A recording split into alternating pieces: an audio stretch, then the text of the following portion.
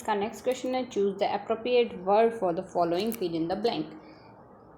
Blank is the projection of past pattern. Past pattern का जो projection होता है वो फॉरकास्टिंग कहलाता है, ना कि एस्टिमेशन। एस्टिमेशन तो हम एक वैल्यू फाइंड आउट करते हैं, एक वैल्यू या फिर एक इंटरवल फाइंड आउट करते हैं, जो कि प्रोसेस होते हैं न्यूमेरिकल वैल्यू अननोन के प्लेस पे फाइंड आउट करने की, उस वैल्यू को कहते हैं। But process of blank is a projection of past pattern. Past pattern का जो प्रोजेक्शन होता है वो कहलाता है forecasting. Link relative in a time series remove the inflection of. Link relative जो मेथड है वो टाइम सीरीज में रिमूव करता है किनके इन्फ्लुएंस को, ट्रेंड के इन्फ्लुएंस को। Link relative method in time series remove the influence of trend, trend के इन्फ्लुएशन को रिमूव करता है। Let for the time series, time series Y I दी है, वाई टी कुछ इस तरीके से दिया है, साथ ही कहा गया है Y R I independent random variable है। Then the value of auto correction, auto correction की वैल्यू हमारे पास यहाँ से क्या आएगी, वो आएगी alpha upon 1 plus alpha square. Alpha upon 1 plus alpha square यहाँ से इस ऑटो रिग्रेशन के किसकी वैल्यू आएगी, ऑटो करेक्शन की। ऑटो रिग्रेशन में ऑटो करेक्शन की वैल्यू आती है alpha upon 1 plus alpha square. Next दिया second order auto correction. Second order auto correction ये जो सीरीज है Y T plus 2 A into U T plus 2 plus A into U T plus 1 plus B into U T equal to sum of T plus 2 is also known as Yule series. Yule series के नाम से ही जाना जाता है। Second option इसका correct होगा।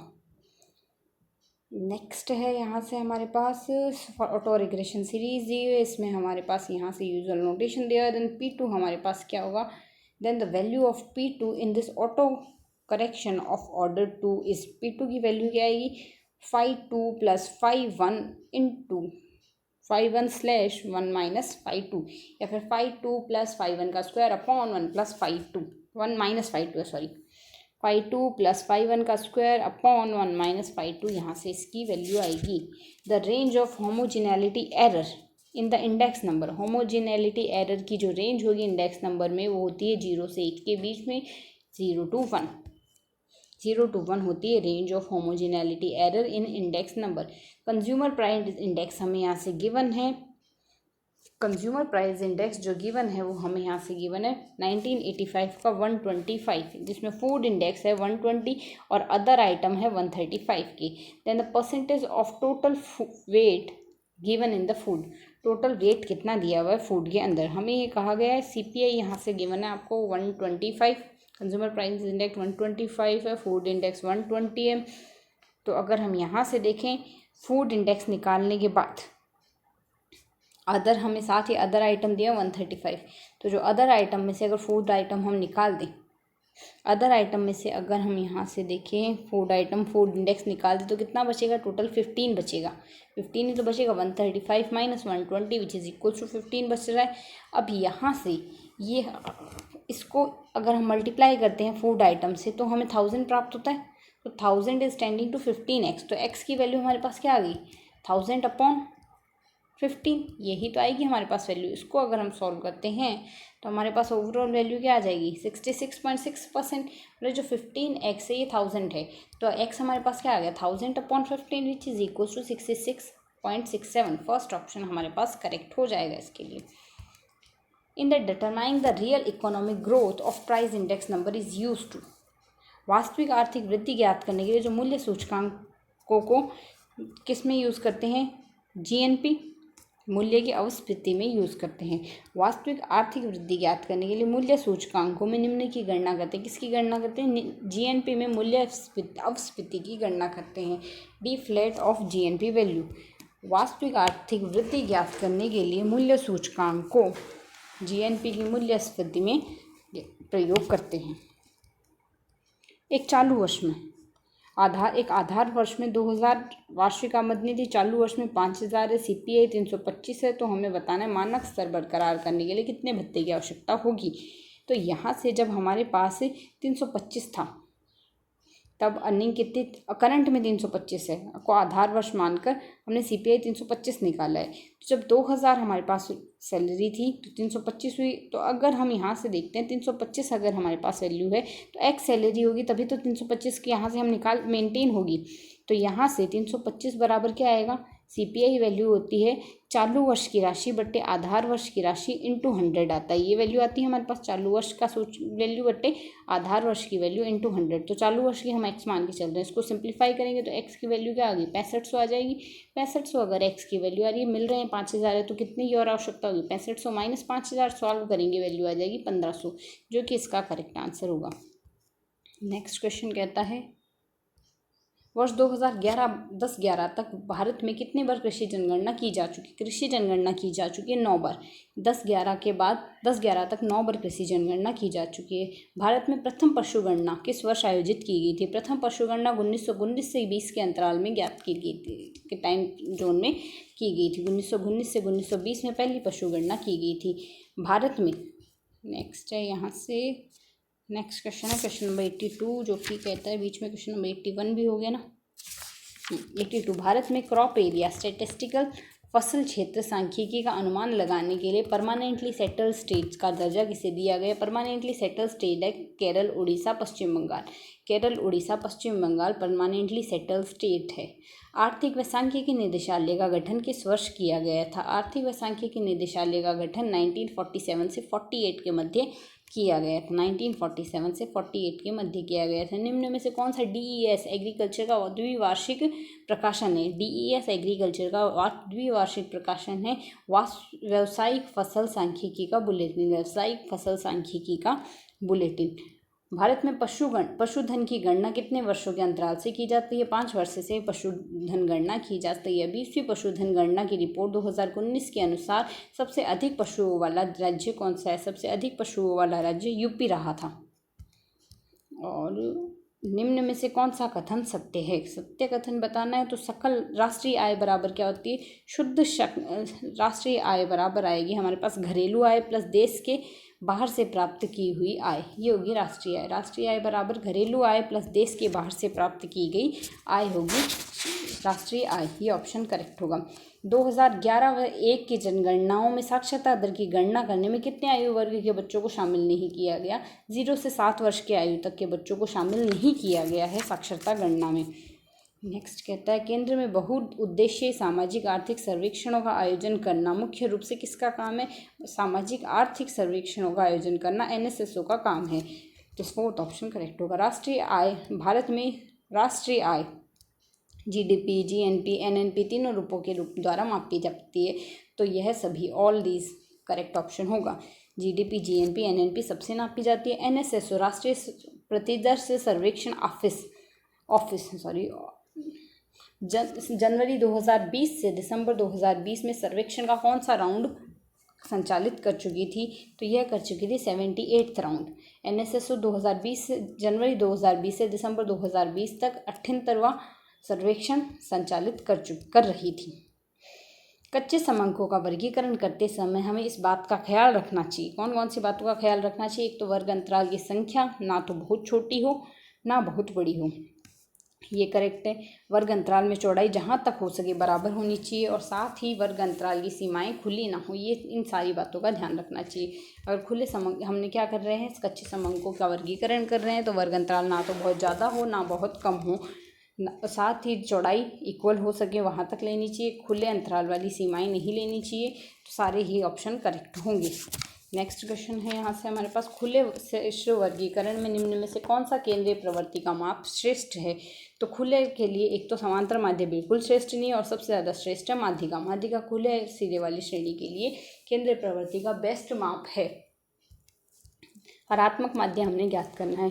Formula याद हो 1+1 1/2 1/3 1/n के लिए बहुत अच्छी बात है। फॉर्मूला होगा 2/n+1, बट इन केस अगर हमने फॉर्मूला याद नहीं है तो हमने स्टार्टिंग के 2 एलिमेंट ले लेते हैं। तो n की वैल्यू क्या होगी 2, तो 2/1 + 1/2 ही तो करेंगे। इसको सॉल्व करेंगे तो 2/3/2 आ जाएगा, 2 ऊपर जाएगा तो 4/3 आ गया। ये वैल्यू हमारे पास आ गई। अब ये कौन से ऑप्शन से मैच हो रही है? ये मैच हो रही है हमारे पास, यहाँ पर हमने देखना है 4/3 कौन से ऑप्शन से मैच हो रही है। तो मैच होगी ये, सॉरी ये यहाँ से आएगा 2/1/1 + 1/2 1/2 1/1/2 ये तो लिखेंगे।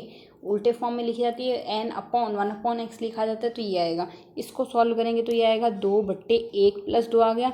इसको अगर सॉल्व करते हैं तो वैल्यू आएगी 2/3। तो 2/3 अब कौन से मैच हो रहा है, ये मैच होगा हमारे पास यहाँ से 2/3। n बराबर 2 रखना है तो ये भी मैच नहीं होगा, ये भी नहीं होगा, और n बराबर 2 रखेंगे तो ये भी मैच नहीं होगा। यही ऑप्शन करेक्ट होगा। फॉर्मूला याद हो तो बहुत अच्छी बात है, ना याद हो तो हमें ये फॉर्मेट काम में लेना है। अगर x तथा y में हमें रिलेशन ये दिया है 2x + 3y = 10, देन x का विस्तार अगर 15 हो तो y का विस्तार हमें ज्ञात करना है। तो यहाँ से अगर हमने विस्तार ज्ञात करना है तो उसका तरीका हम क्या काम में लेंगे, यहाँ से हम काम में लेंगे। तो यहाँ से अगर हमने विस्तार निकालना है 2x + 3y = 10 दिया है, उसको सॉल्व करेंगे तो 3y बराबर क्या आ जाएगा, 10 - 2x आ गया पक्षांतरण से। और अगर हमने सिर्फ y निकालना हो तो बट्टे में 3 आ जाएगा। इसकी हमने तुलना करनी है a + bx से। तो a + bx से अगर तुलना करनी है तो रेंज ऑफ y हमारे पास क्या आएगी, y की जो रेंज आएगी वो आएगी b का मापांक और range of x, range of हमने लेनी है x। तो b का मापांक, b की वैल्यू कितनी आई है, -2/3 आई है। तो हमने वैल्यू प्लस की लेनी है तो मॉड लगाएंगे इसलिए प्लस हो जाएगा। रेंज x की रेंज क्या आई है 15। सॉल्व कर लेंगे तो यहाँ से आएगा 5 × 5 = 10। तो y की रेंज आ गई हमारे पास यहाँ से 10 ऑप्शन होगा, फोर्थ ऑप्शन जो कि इसके लिए करेक्ट आंसर होगा। चतुर्थक विचलन किसका माप है, तो अगर चतुर्थक विचलन के लिए देखिए, चतुर्थक विचलन हमारे पास यहाँ से किसका माप होता है, चतुर्थक विचलन है हमारे पास यहाँ से, चतुर्थक विचलन हमारे पास प्रसरण का माप है, डिस्पर्जन का माप है। यहाँ से हमारे पास क्या, क्वार्टाइल डेविएशन। नेक्स्ट है यहाँ से हमें वैल्यूज़ दी हुई है। तो अब अगर इन वैल्यूज़ को हम देखें, इसके लिए हमने क्या निकालना है, यहाँ से सेकेंड क्वार्टाइल निकालना है। सेकेंड क्वार्टाइल निकालने का तरीका हम यहाँ से क्या काम में लेंगे, अगर इसको हम सॉल्व करें तो यहाँ से सबसे पहले इनको असेंडिंग ऑर्डर में हमने अरेंज करना है। असेंडिंग ऑर्डर में अगर हम इनको अरेंज कर लें तो अगर देखें यहाँ से, तो सेकेंड क्वार्टाइल का फॉर्मूला हमारे पास क्या होगा, Q2 = n+1/2 एलिमेंट होगा। तो n की वैल्यू टोटल, हम इन संख्याओं को जोड़ेंगे तो हमारे पास टोटल 11 संख्याएँ, 11 + 1/2 यानी 6 एलिमेंट आएगा। अब 6 एलिमेंट निकालने से पहले हमें इनको असेंडिंग ऑर्डर में अरेंज करना है। सबसे छोटी संख्या -2 है, -2 के बाद में -1 है, फिर 0 है, फिर 1 है, 4 तक तो ये संख्या आ गई। पाँचवीं संख्या आएगी 4 और छठी संख्या आएगी 5। तो n 6th एलिमेंट लेना है, 6th एलिमेंट क्या है 5। तो यहाँ से इसके लिए 6th एलिमेंट 5 आने से Q2 की वैल्यू 5 होगी। तो Q2 की वैल्यू 5 आने से सेकंड ऑप्शन हमारे पास करेक्ट हो गया। नेक्स्ट क्वेश्चन कहता है 2 श्रेणियां हमें दी हुई है, इनके माध्य और प्रसरण, मीन और वेरियांस हमें गिवन है। तो मीन और वेरियांस गिवन है, हमें बताना है कौन सी श्रेणी या कौन सी सीरीज़ हमारे पास ज़्यादा कंसिस्टेंट है। तो ज़्यादा कंसिस्टेंट देखने का तरीका हमारे पास क्या होगा, हमने CV की वैल्यू निकालनी है। जिसका भी CV कम आएगा वो ज़्यादा कंसिस्टेंट होगी। तो अगर यहाँ से देखें, हमारे पास A के लिए सिग्मा A की वैल्यू 5 आई है और B के लिए 4 आई है। x बार की वैल्यू A के लिए 15, B के लिए 20 है।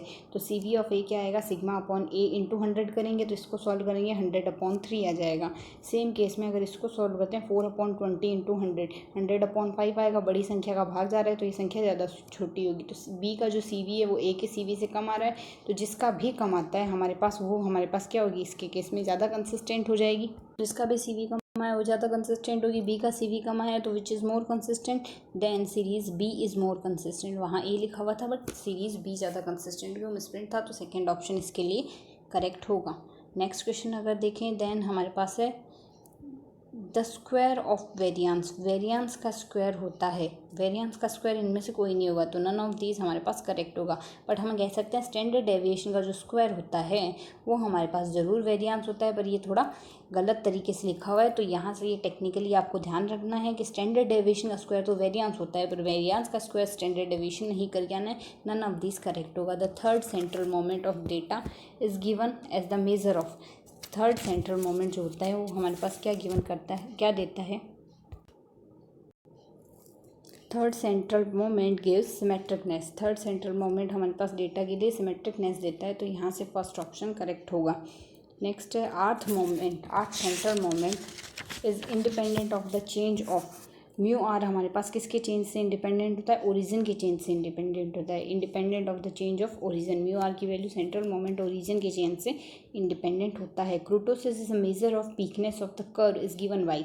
बीटा 2 अगर आपके पास ये है तो ये कर्व हमारे पास मीसोक्रोटिक होगा। मीसोक्रोटिक तब कब होगा, जब बीटा 2 की वैल्यू हमारे पास 3 के इक्वल आए। तो बीटा 2 = 3 पर ये मीसोक्रिटिक होगा, मीसोक्रिटिक होगा। अब यहाँ से आप हिंदी में देख सकते हैं, हिंदी में भी मीसोक्रिटिक ही दिया, इसलिए इंग्लिश में नाम याद कर लेना। जाना बेटर रहेगा।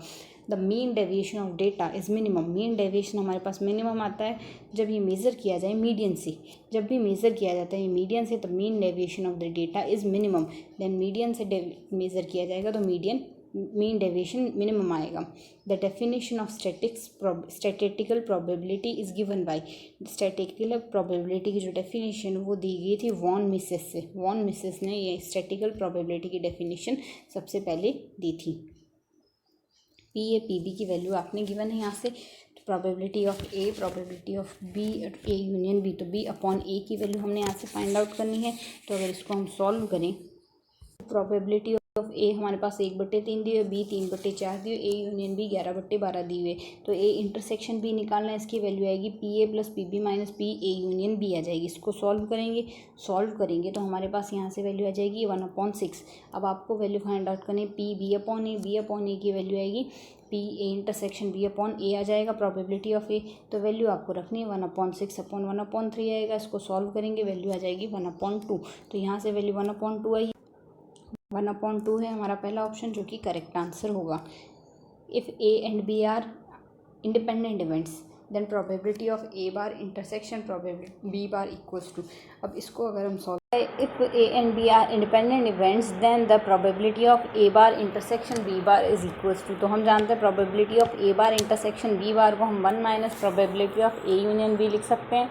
तो सेकेंड ऑप्शन तो यहाँ से ट्रू हो गया। साथ ही अगर हम यहाँ से देखें ए और बी दोनों इंडिपेंडेंट इवेंट्स हैं, तो probability of A intersection B को अगर हम लिखना चाहें तो ये हमारे पास क्या लिखी जा सकती है, probability of A dot probability of B के रूप में लिखी जाएगी।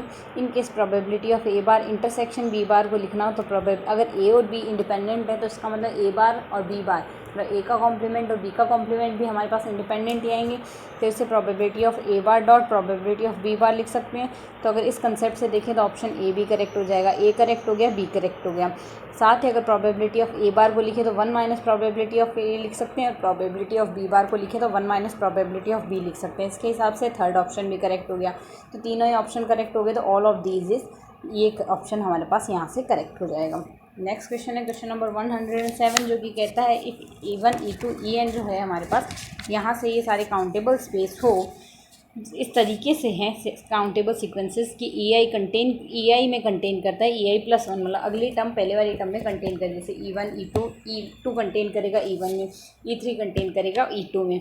तो हर अगली टर्म पहली टर्म में पहली सेट में कंटेन करेगी। देन हमें बताना है यहाँ से क्या ट्रू होगा। तो अगर इसमें देखें तो limit n is tending to infinite, probability of EN equals to क्या आ जाएगा, 0 आ जाएगा। क्योंकि जैसे पहले में दूसरा कंटेन कर रहा है, दूसरे में तीसरा कंटेन कर रहा है, तो n टेंडिंग टू इनफाइनाइट में जाएंगे तो वो पहले वाले में कंटेन कर जाएगा, तो n टेंडिंग टू इनफाइनाइट पे प्रोबेबिलिटी 0 हो जाएगी। तो ये स्टेटमेंट करेक्ट होगा। नेक्स्ट क्वेश्चन हमारे पास यहाँ से कहता है if the distribution of x has, यहाँ से हमें मोमेंट जनरेटिंग फंक्शन गिवन है p into 1 minus 2 exponential t raised to the power -1, then this distribution will be. ये डिस्ट्रीब्यूशन हमारे पास कैसा डिस्ट्रीब्यूशन होगा, ये होगा हमारे पास यहाँ से ऐसा डिस्ट्रीब्यूशन होता है ज्योमेट्रिक डिस्ट्रीब्यूशन। तो ज्योमेट्रिक यहाँ से करेक्ट होगा। नेक्स्ट क्वेश्चन हमारे पास कहता है अगर हमारे पास moment generating function t upon theta raised to the power r दिया है तो उसके केस में वेरिएंस क्या होगा, sum of T upon theta raised to the power R. तो ये हमारे पास ऐसा कौन सा डिस्ट्रीब्यूशन है, ये भी हमारे पास यहाँ से ज्योमेट्रिक ये डिस्ट्रीब्यूशन होगा एक्सपोनेंशियल डिस्ट्रीब्यूशन। एक्सपोनेंशियल टाइप का डिस्ट्रीब्यूशन है जिसका मोमेंट जनरेटिंग फंक्शन ऐसा होता है, ये एक्सपोनेंशियल डिस्ट्रीब्यूशन होता है। एक्सपोनेंशियल डिस्ट्रीब्यूशन के केस में हमारे पास वेरिएंस बनता है 1/θ²। तो 1/θ² यहाँ से वेरिएंस हो गया, सेकेंड ऑप्शन करेक्ट हो गया।